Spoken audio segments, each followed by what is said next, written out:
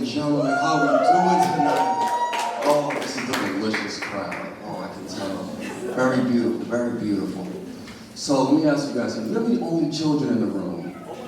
Yeah. Okay, so I'm not the true only one here, okay. Yo, you feel my pain, right? No. No? Oh. I was gonna say, because honestly, growing up an only kid, it has its positives and negatives, but having a sibling, it's top tier.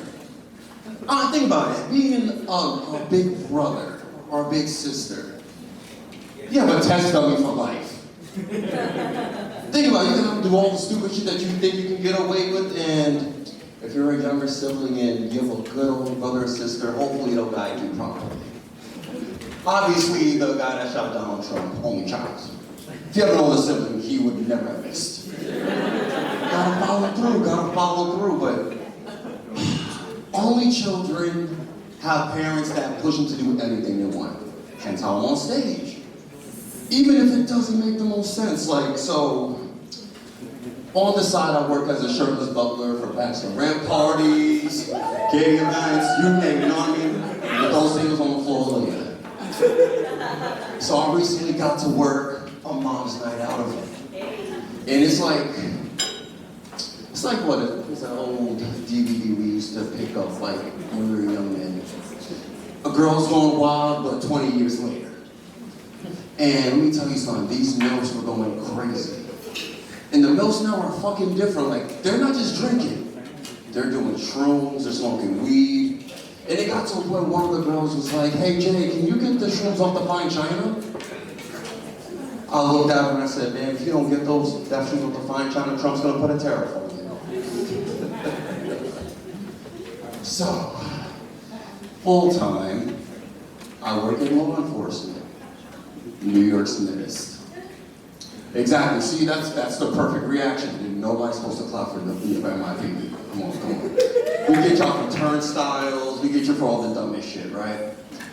And recently a cop killed himself. You didn't laugh at it, it's true. Listen.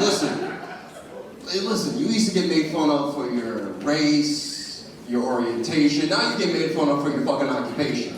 Like if you were not an artista or a nurse, go to hell, right guys? So yeah, recently he killed himself, and our great delegates, to help give morale, threw us a pizza party. Guys, I was wiping my tears of pepperonis all day. Listen, like I'm trying to get a rookie 20. I'm not trying to get that rookie 20. And I was wondering, what was the last job he did that pushed him over the edge?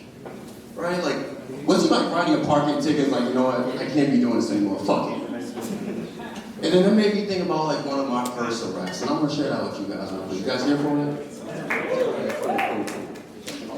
So, male black was stealing from Target. And this guy was a real feminist, ladies. He was stealing condoms and gummy bears. Yo, listen, I don't know he was Netflix and chill, man, because when we got to the scene, he was homeless. I know, I'm very sad. He was like the size of Cat Williams, but he looked like Morgan Freeman in the face. So we brought him to the precinct and asked him for his age. Now, I'm 28 years old. I know, my blacks cracked early. And I looked at him, I said, so what year were you born? He looked at me and said, 1999. I'm like, damn, nigga, like, shit. My camera knows not on, so. So I'm like, all right, fuck. And he said, so what happened to you then? And I'm like, shit, working for the white man got me, what can I say? So now, he had tattoos on his face. He had to get a dollar sign on his forehead. So I'm thinking like, all right, you know, we got money on his mind. I'm thinking, right? I asked him. He looked at me that night and he said, I talks to the money. And I'm like, oh, you know, like fucking TTE is real in these streets. He had that early Chris Benoit. So now, ladies, he's a real feminist. He had a nice, beautiful anatomy of a vagina on his cheek. Gucci Mane style, like labia, clitoris. He had the anatomy, the textbook version. right on his cheek. So I'm like, all right, this guy's a real munch. So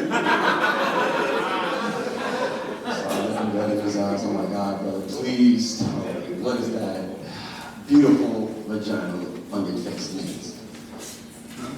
I got pussy on my mind every day. Oh. See, guys, I'm like, you know what? I realized why he took his life. All right. I wonder if any of us have to go before we could get Chick-fil-A open on Sundays. Listen, that'll be good for you guys. You guys get Chick-fil-A every day of the week, shits. All right, so let me close y'all out. So my mom is one of my favorite people on this earth, right? And she's a truly remarkable woman. Like, she's truly remarkable to the extent she got the opportunity to play college basketball. Yeah, that's some badass shit. She's truly an OG. She played college basketball while she was 5 months pregnant with me. Guys, you're playing 6-on-5. That is so nothing. And my dad always said, like, you know what? I always got anxiety watching her play. Coach should always take charges and flop like LeBron James. What can I say, guys? Ladies and fathers, my name is Jason.